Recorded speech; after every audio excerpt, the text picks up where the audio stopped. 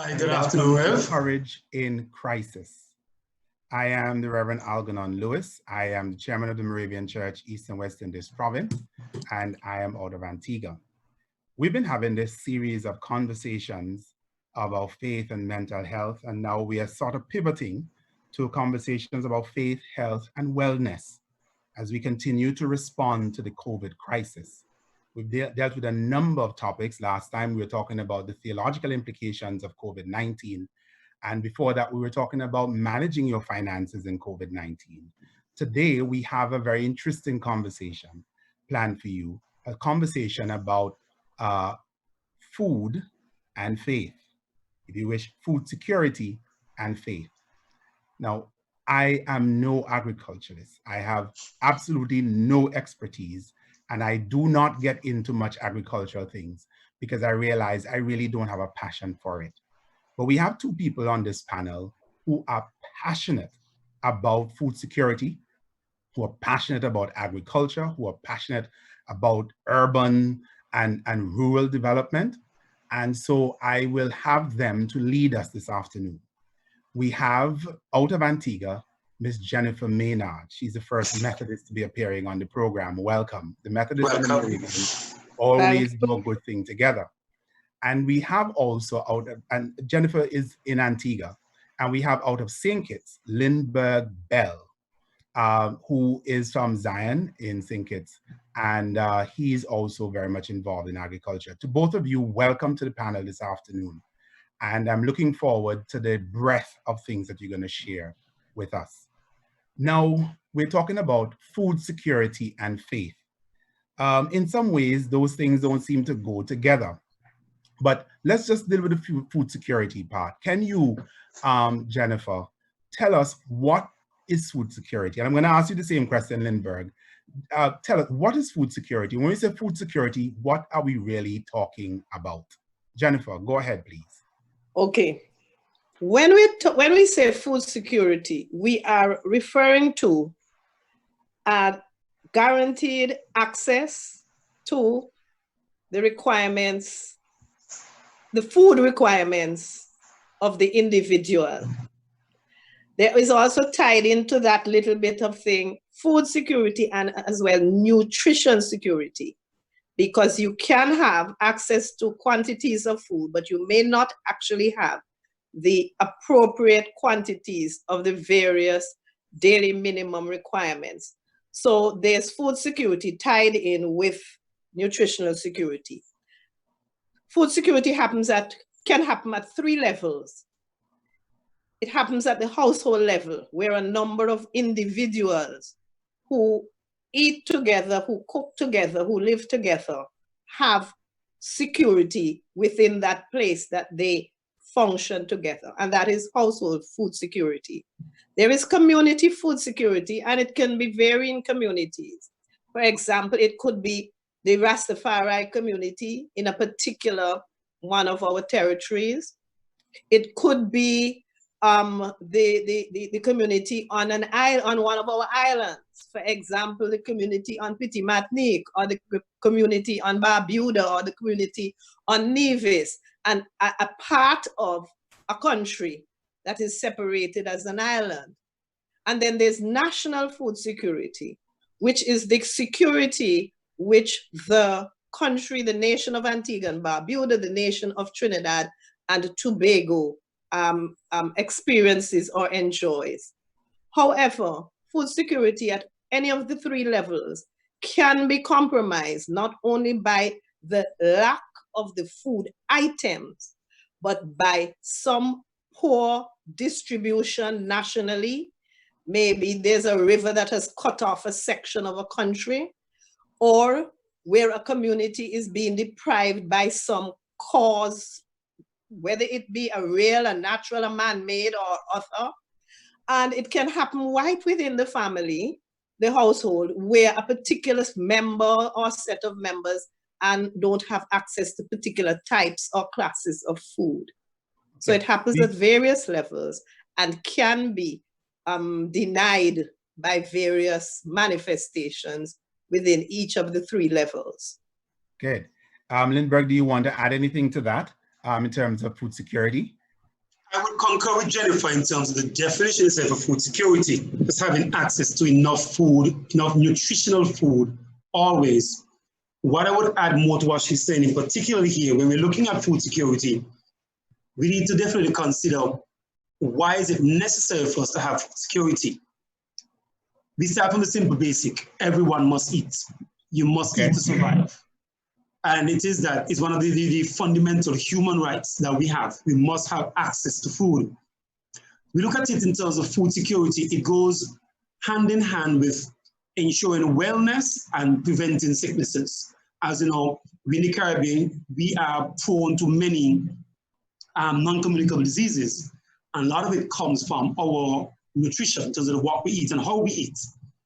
The food security itself, what it does, it creates also self-sufficiency in terms of creating jobs. For us in the Caribbean, it is a way that we transfer culture from the older person to the younger persons in terms of that. So that is definitely a part of it also. What definitely must consider also in food security is that, I think the quotation somebody gave recently, eat what we grow. I think it stuck with me, eat what we grow. And it is in growing our food, we are ensuring our own food stability and sustainability, but more we control now what it is we eat, as we don't have any control over those pre-packaged, pre-processed, and all the kind of food, whatever the percent was what we're taking. But if you're producing some of your own, you don't have control over that. That's just to add what Jennifer was saying. Okay, so why is that discussion important now? And there's a two-pronged question. I'm going to start back with you, Lindbergh. Why is that discussion important now? And why are we adding faith? Why is the church involved in this discussion? I think to some part, the church has always been in the discussion. When anything crisis happens, the first place everybody runs is to the church. That's the reality. A hurricane hits, prayer. We have some shooting, jump to the church. We have that. But it is more important, the discussion now, because within the present context of the COVID-19 pandemic, what it has exposed to us is our inability to feed ourselves. I'm going to use St. Kitts for an example, St. Kitts Nevis. We rely heavily on the importation of food from St. Vincent, St. Lucia, from the Windward Islands, practically on a weekly basis. Whereas if you looked at back in the 70s, up as far as the early 80s, we were exporters of those kind of foods. We're now basically importers. I think it was in January of this year, no, not January, late last year, a presentation was made by our Director of Agriculture. He stated that 20% of what we consume, we produce. Now, that is very alarming. 20%. What that means is that of the basic food that we have on a plate, only 20% of that is consumed here. Now, we are now faced with a challenge. Now, if our borders are closed, boats cannot come in, what are we going to do? Now we go back to where we need to have food security. But the church in itself must now, I will not say rise up, but take its pivotal role in our society in terms of ensuring that, one, we can look after ourselves. The church itself can make a contribution in terms of the direction we go in terms of food security. And it is that as a faith-based organization, we not only seek to who can afford or who can afford to pay, but also more about equity. Everybody must eat. Everybody must have. Not only person who can afford to buy the food. So it is that from a faith-based organization as we are, we see ourselves more as persons who can equally share, equally produce, equally assist, or even as Jennifer mentioned before, equally distribute whatever it is that is necessary for this sustainability of food. All right. Jennifer, still, why is the church involved, or why is the conversation necessary now? Okay. The conversation is necessary now in this time, in the season of COVID, because this is a different phenomenon. We've had hurricanes, we've had earthquakes. Hurricanes have decimated a particular island. but the aftermath of the hurricane is known. We know when it will end, and we know when we'll start back. We have had earthquakes, and an earthquake can destroy a port or destroy or cause a landslide that separates an area from another area. But again, it is within man's power to move this obstacle. What we're dealing with in the season of COVID is a new and unknown illness of pandemic proportion, which, because it's new, it is a disease that is mutating, a pathogen that's mutating. And so we don't know when this cutoff from food distribution will happen. And because it's pandemic, we don't know who else outside of us will face a national food crisis. So we are all individually and simultaneously in a food security, a compromised food security situation. So we are actually, because of a pandemic disease, we are in a pandemic potential food insecurity. And so we have nothing else to do but to actually step up to this plate, and we have to preempt what could be disastrous by having the conversation and trying to see where we can individually and as communities activate. Now, why is the church involved in this? Of all the community groups that exist in our societies, the faith-based community groups have managed to keep contact with their members and their membership and their community. And so the church, naturally, as Lindbergh said, has been originally a part of some of these needs, because I'm sure pretty much many of our church congregations have a family that we serve or a set of destitute people that we run a soup kitchen for. But in general, a faith community is also a caring community, and is also a community that responds to need. And so it is very natural for the church to, one, be expected, but for the leadership of the church to recognize that it has a role and not wait for people to start dropping with hunger to begin to scurry for soup kitchens and lunches. It is part of the church mandate that was given: feed my lambs. There's the spiritual feeding, but also the body feeding, the feeding of the body. Okay, so I'm hearing some things. Food security is because we can't just depend on external sources. We need to be able to do this within our territories, be able to feed ourselves. And that's a part of the mandate that Jesus has given to us as a church. I like what you just said, Jennifer, about us. It's a part of our mandate. It's a part of who we are as a church. And I'm hoping that more and more people can get that message, that this is not something we do on the side, but it's part of core values to look towards stuff like food security. So if we're going to do that, though, you mentioned earlier, Jennifer, about home food security, community, and nation. So it's like starting at your Jerusalem, Samaria, Judea, Samaria, and the uttermost parts of the earth. We start at the home.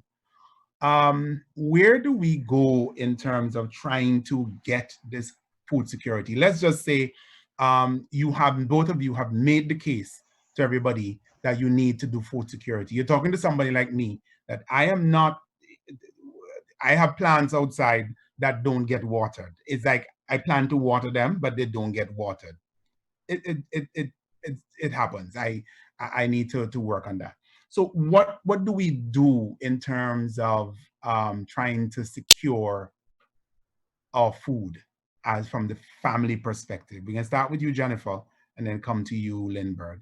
If you can give 2 things, Lindbergh will come after with 2 more. If Families are individual members of the church community. Families may be facing this crisis and we are not aware. From the church point of view, I think that you would need to, at a planning level, establish in this particular season of COVID, who and where your vulnerable households might be or where they are. And I have used family and household interchangeably.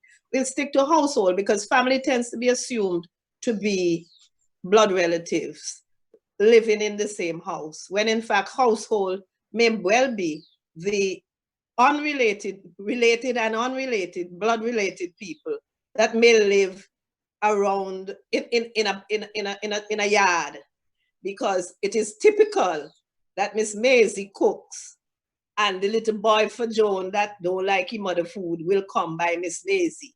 So that if Miss Maisie's family faces a crisis, the little boy for Joan who don't live in the house but eat in the yard will also face a crisis.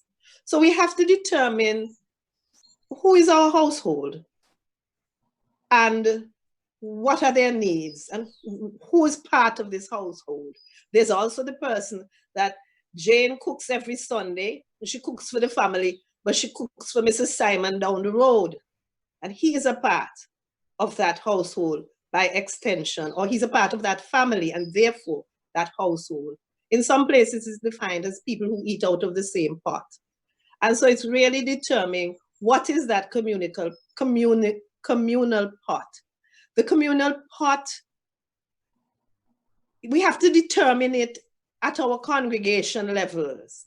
It's not something that can be mandated from on high. You must, when you're cooking, feed your neighbor. It has to start with you identifying who is your family, who is your household, and those who are actually part of the food distribution of the household, because members of your household may be part of getting help with the washing or being dropped to church. But at this particular time, we have to identify who those people are and determine what is their risk. And secondly, there needs to be at that household level, and I feel with guidance from the church family and the church community, a discussion as to what are some of the things we can do. Do we have lands? Do we have boxes that we can grow things? Do we have lands that we can work on? Do we have people who know how to teach? So it is identifying the vulnerable, these households that will need that securing, and begin to discuss how that household can be secured. Okay. Lindbergh, you want to add anything to that? What I would add to what Jennifer was saying, I concur with her in terms of the direction that our churches need to take in terms of having an assessment of who our members are, where they are, what their needs are. But on the other hand, we need to assess also the skills that our members have, because we will be relying on our members to assist in the actual development of whatever proposal I may have. It is, we may have someone in there who is in agriculture, but not just agriculture, but it's in animal husbandry. So he produces chickens, rabbits, whatever, or someone crop production. We have someone who's actually in crop protection, so he's more in the phytosanitary and so forth. So it is assessing not just what the needs are, but what skills they bring to it. That would be essential also. I'm looking at here now at what method we can use in terms of how we can ensure food security. Jennifer mentioned before, we need to look at the home, community, and then we get at a larger scale. But even looking at all of those, I take it from a different perspective from what we presently have now to reduce the food wastage. Persons in your house, many persons will tell you, sometimes up to 30–40% of whatever they buy goes out in waste. Be it it's in the fridge, it's spoiled, they cook too much, so they dump some food that is actually food wasted. We need to also ensure that we have more of our own locally produced food. Then you don't have to wait for somebody outside to bring food into you. You have your own local, whether it is you grow in your yard, as Jennifer said, from a family perspective, or within the community area have. One example she gave was the Rastafarians. And over the years, it's well documented that they themselves consume a lot of what they produce. So they do not face the great challenge that most persons would have. I think also we need to ensure in this whole process of the COVID and while we're going through this and finding solutions, we ensure that we don't create solutions that make the problem worse over a longer period of time. We need to ensure that we produce, but that we produce and manage and create something that is sustainable with what our conditions are. But before you go on further, Lindbergh, you said we don't create something that basically exacerbates the problem. Mm-hmm. Can you give me an example? Because my mind is going a million miles trying to figure out what you're talking about. For example, you may decide, okay, we realize now that we have a deficiency in producing tomatoes. You may say, okay, tomatoes require that you prune the trees, you plant, you do all that stuff. But in your zeal to produce that, what you then do, you deplete your soil for a different type of crop you might need. And the time it would take for that soil to recuperate for you to plant some other kind of crop, you've actually damaged that soil to use. You may say, I'm going to plant sweet potato, which is a root crop. But after you plant the sweet potato, what kind of crop can you now plant, which then replenishes that soil what you've taken out with the potato? So hence, you need to have a good proper crop rotation system.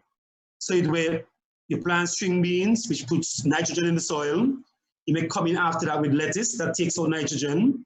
Maybe I'm going to put in a tree crop, shallow rooting like a sweet pepper or tomato. Or you may say, okay, well, I want to put in maybe some yams or cassava potato that I'll have to dig up the soil and till it over. So you want to ensure that you're sustainable in terms of how you're planting. Not just plant you're actually, but Lindbergh, you are throwing a little monkey wrench here, because you are saying that that there has to be a system. So I can't just go out and say, well, I can plant because I feel to plant. No, you cannot just do that, because you yourself, as much as you may meet your immediate needs today or within the next 3 months, you can in your own create a long-term problem.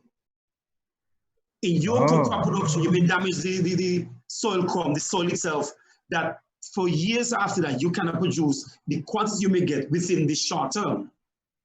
Okay. So yes, we need to make sure that we produce, we need to make sure we are sustainable, but we need to make sure that not we're just sustainable in terms of the amount of food, but in the production of the food also. Because we cannot just produce food just now for this next 3 months. We have to think the immediate, short term, and long term also. Okay. All right. So, I mean, there's a lot more going into this than just that, oh, I have a green thumb and I want to go out and do stuff. Yes. Right? You're saying that. Yes, it is. Right. So now that is something else, because I know, for example, recently, and people got seedlings and so on to plant things. What do you say to those people? Because we're going to come back to the necessity for training, and we want to talk a little bit about that. What do you say to those people who may have just say, yeah, really and truly, I've had to buy all these things. I'm recognized that I don't have food security, and so I have the extra time on my hand, and I'm going to sow some pumpkin and okra or cassava or whatever. What do you say to those people? Jennifer, we can start with you, please. Okay. The thing is that as we speak, we are fluctuating between national and household. Right. I want to stick with household. I want to go to household.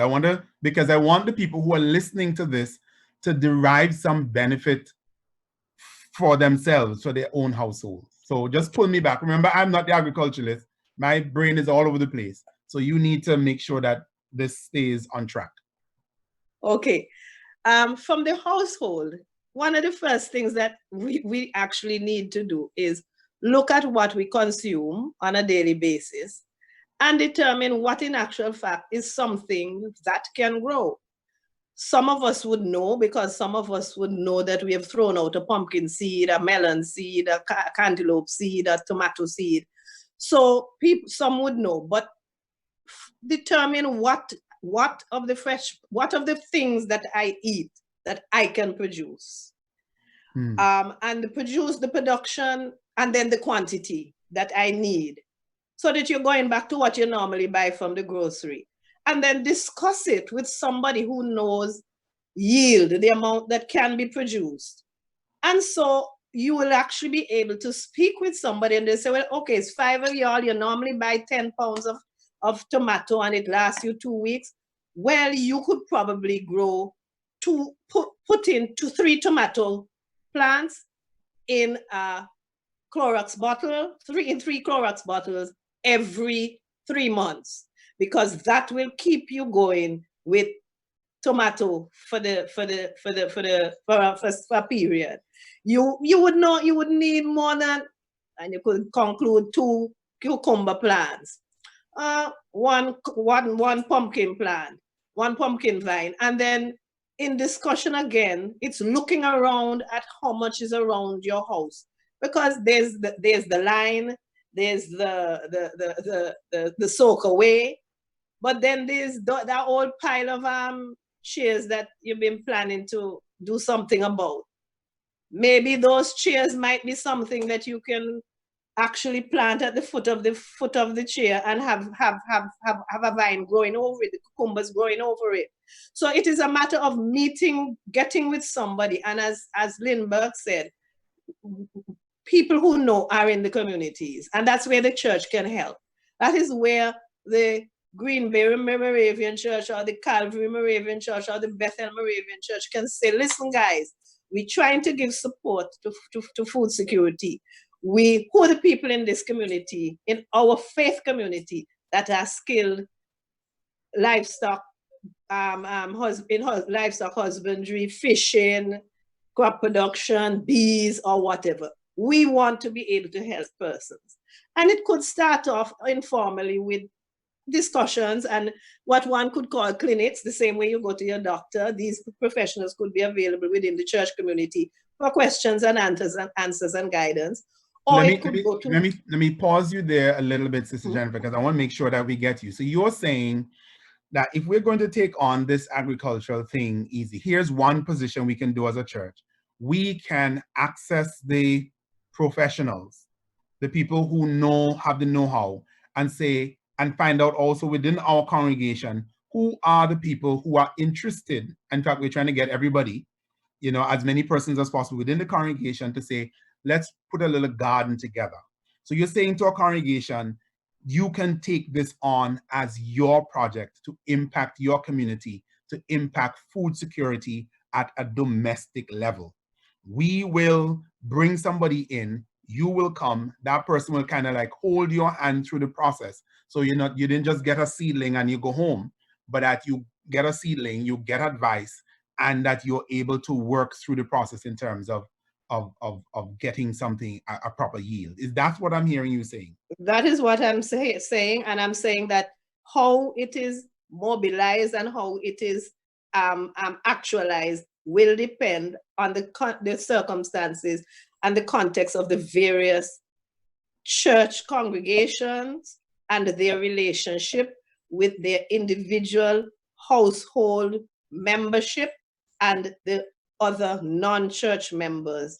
And so it's something that each community has its dynamics, and it can be developed within that dynamics, so that people will feel that I have an interest, I have a need, because we don't want to be walking into people and saying, well, you look like you have plenty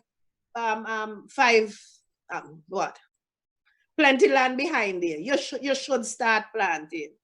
Because at the end of the day, what we are trying to create is an understanding of our right to food, our control over our food, and our ability to make choices to support or guarantee our own food security within the limits of the resources we have available. Okay, Lindbergh, you want to jump in on any part of this, please? What I had noted here, one in particular, as we try to wrap our head around this, what I came up with is that we need to ensure that we do some self-assessment. Now, the self-assessment may be at a domestic or home level or at a church level. At a domestic and home level or church level, we need to know what are our needs and our wants. You, as Jennifer said, you need to calculate, okay, I know I do tomatoes. My family is more salad family. We do less meat. We do more vegetables. So you'll be looking at planting what you need to meet that need. If it is that you're a person who are now going into this and you're not knowledgeable, as you said, Rev, we're looking at what is your skill level. There's some people who just don't do anything with soil. That's just not their area. Some have an allergy to insects and so forth. So, I need to get my gloves. But somebody who's more hands-on is, okay, I don't have that, but if you teach me how to do this, I can get that done. And then you seek advice from the knowledgeable persons. The assessment itself in terms of needs and the wants, and not only in what you consume, but the needs also in terms of the program and where we can source those needs from. Can we source it within our own congregation, or do we need to source that from someone outside? So that's something we can look at. I concur with Jennifer, what she's saying. Once we assess what we consume, we know what we need to produce. Once we assess ourselves to know what are my levels or what I can and can't do, where do I seek the advice to assist me that part is concerned? And definitely I believe here that us as a church organization, as a faith-based organization, we are poised, we are in such a position that we can affect this type of program. I think it was mentioned before, they said that we are in contact with the community. We are in everywhere. We are in schools, we're in the doctor offices, because all those persons come to our church to worship. And more past that, we are a caring community, meaning that we look out for our members. So it is nothing new that we will be doing now in this COVID. It is just the way we do it. That will be the difference. And you said it already, it's our mandate. It is as part of who we are as a church. Mm-hmm. What else is involved in this here? Because I want somebody to walk away from this discussion saying, okay, I realize this food security, and so I need food security, and these are some steps that I need to take. Is there anything that has to be done with the individual person to move forward? Jennifer? I think definitely now in this context where we are, I think persons have already started making that assessment. The access to the food, even though it's a basic right, you can have the access, but the food is not available, or not available in enough for what your needs are. So then you need to find a method. Do I produce, or am I going to spend the exorbitant amount of money to get it? So once you've now started doing that assessment, you can then say, okay, well, I have a backyard. It may not be the big yard that I have, but it's concrete, so I can do maybe some plants in some pots. The example Jennifer gave already about having, you may do 3 tomato plants every 3 months to ensure that you have food to cover during that time. You may do some sweet peppers. But a lot of times we have things within our own household that we can use to create the garden that we need. We buy ice cream, the kits, cooking oil, Clorox bottle, cans, tires that we take off our vehicles. We can use all of those as a way of producing within the context of our own yard. You don't have the large yard space, but you can have them. And it is that with that small kind of home garden idea, you can create a small sustainable garden within your own area. It gives you exercise. It's mentally, it's good, it's therapeutic to go in your own garden and plant and so forth, and you're producing your own food. So it's also very healthy. Persons just need that small hands-on help. And if it's something as simple as maybe growing some sweet peppers, we as a church, we can supply them with that. We can supply the technical through our own members or someone we can connect with. And we can assist in terms of what it is or how it is that they can have that done. Okay, Jennifer? All that Lindbergh says ties it together. I think what is the important thing, there's 2 levels it can happen. after tonight, after this session, there are individuals who say, wow, never thought about that. And there are individuals, those individuals will actually go out. But you know, my sister's cousin did agriculture, that my father's brother supposed to have animals down south. And so they'll seek out that person and get the advice, and you literally going like going to a doctor. This is Dr. Producer, this is my backyard. This is my family and my household. This is how much eggs, chicken, beef, cow, lettuce and tomato that we eat. Dr. Producer, what can we do? There are books all over, there are people in the world who sell the Square Foot Garden book. But the Square Foot Garden is for the nice, flat, Florida housing development yard, and you measure it out. Very few of us that need that support have that kind. So it is really about the person who is the quick and get up and action person who's going to find somebody that they know, bring them to the yard, and they're going to sit down and we're going to plan. But there's also the person who doesn't have that access. And that is where the church is.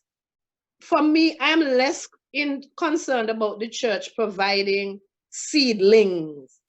And I'm more about the church being the information and resource broker. Okay. So that because you really don't want Reverend Algernon and Reverend Adrian running back and forth every weekend to buy seed and running back and forth to buy to get the truck of soil and to find somebody to do the watering. That's not what the church would need in this. The church is the information broker, the motivator, the encourager, the avenue for bringing the person who needs advice to the person who gives advice. So, and that is why it's important that this thought is happening at the congregation level. Because as I said, there is the one who's going to run out, and by next week Sunday, they're going to be coming to ask for you to bless their garden. But then there's the other person who wants to try but doesn't want to know, doesn't know how and doesn't know where. And the church needs to plan and organize its information brokerage role so that that person can get the support. And so... Right, that's an excellent thought. That's an excellent thought in terms of the church being that kingpin, linking all these other areas together. What about where churches have lands? Okay. There are two ways of looking at that. The church can determine that it wishes to become a farmer, but the church is going to need a farm manager. And so do we use that tract of land? Do we get somebody to come and manage it? The question is, can the person who can manage it afford to manage it as a volunteer effort? So will we need a salary for that person? And so that can be one approach where the church itself gets members or staff, creates a staff to operate a farm. And this is going to be skilled people. It's going to need, it wouldn't necessarily need in the initial stages to have a tractor, because the tractor services can be rented. It might need to get a tank and have water brought in. So that is one option. The other option, there are options that people have mentioned forming of cooperative groups. I'm not certainly I don't know about all the other islands, but for the Antigua situation, by the time you get the cooperative started, people have worn out and COVID would finish and they will forget that they need food security. So I wouldn't necessarily say, let's form the farming group. But what I would say is where there's church land, make it available the same way that certainly in some places, people are able to lease land from private individuals. Let that land be available at maybe the paperwork of the lease to the members or the households that have an interest. And what would be, so when you would go that route, you would be looking at saying that the land is available, working with the professionals to determine what is the way that it should be divided for the users, recruiting the users, training the users, giving them that non-formal adult education in how to produce, whether it is plants or animals or bees or whatever, such that you have a group of a number of people doing this production in a particular physical location that can in fact strengthen their ability to be the marketers of their own produce. Because instead of you having two people in the church in Jennings and two people in the church in Seaview Farm and two people somewhere, if there's a 20 acre somewhere that has many that can access it, have it, and are working it, and when they start to harvest, let us call it the Moravian food security farm becomes the Moravian food security farm market. And so there's beginning to be now a community of producers around this location. That kind of group, collective, joint functioning can itself begin to spin off into the need for joint harvesting, joint processing, joint packaging, joint whatever.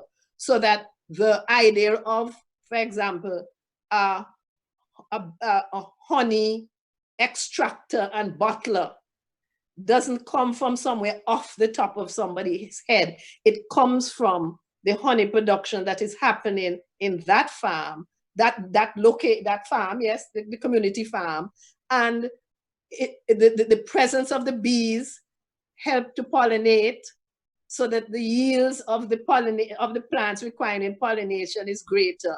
And by the time those are generated, the skills of somebody or somebody in that congregation, not necessarily the planter, but the juice maker, comes in and starts to make the cucumber, honey, ginger beer.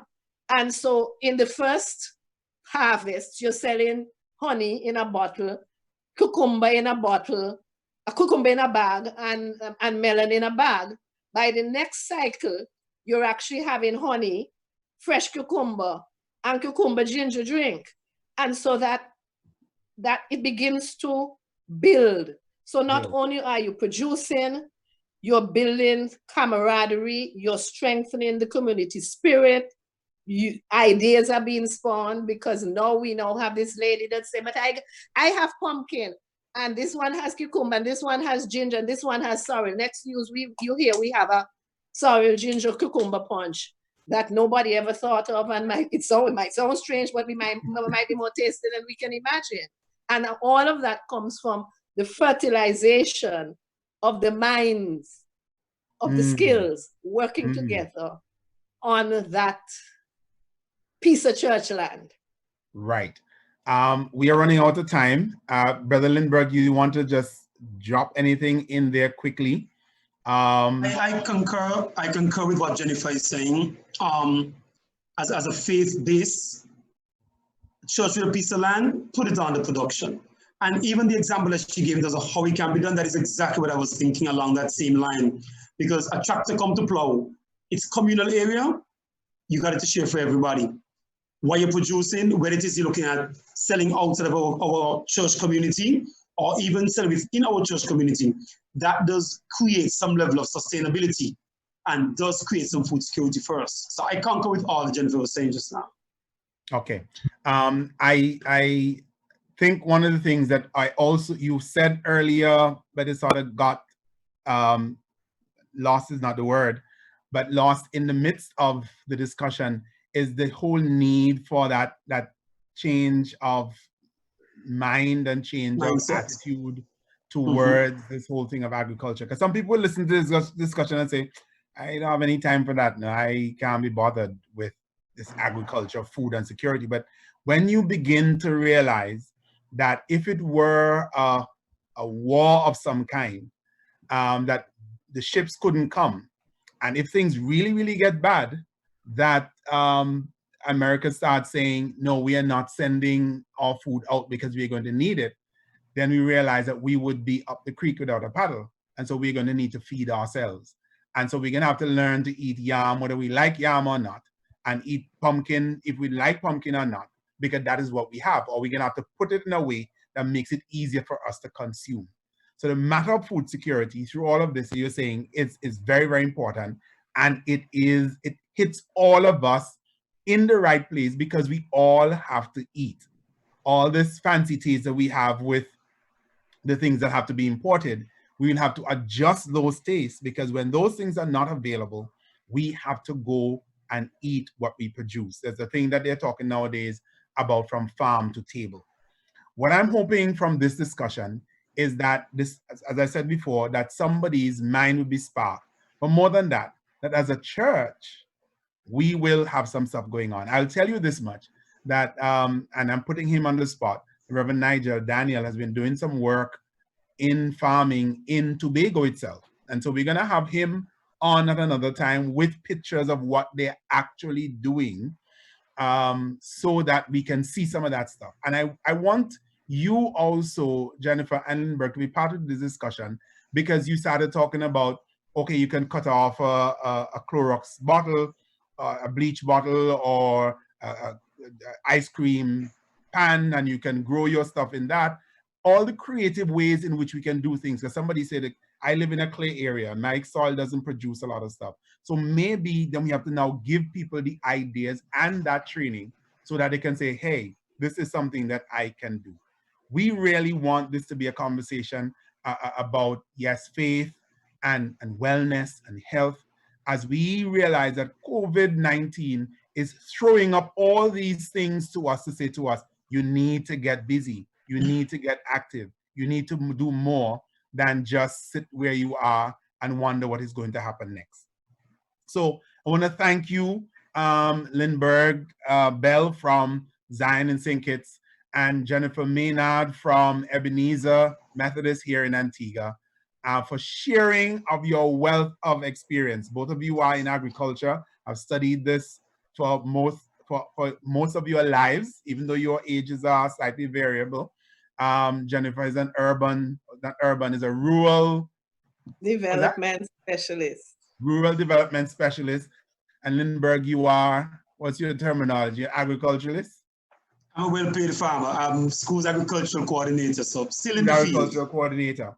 And Yes. so both of you have brought those things together that span the whole world. This is not just planting, this is animal husbandry, this is all the other facets of agriculture that we're talking about. Yes. If you're watching this and you were just even piqued a little bit, you want to get more information, reach out, send a note in the chat.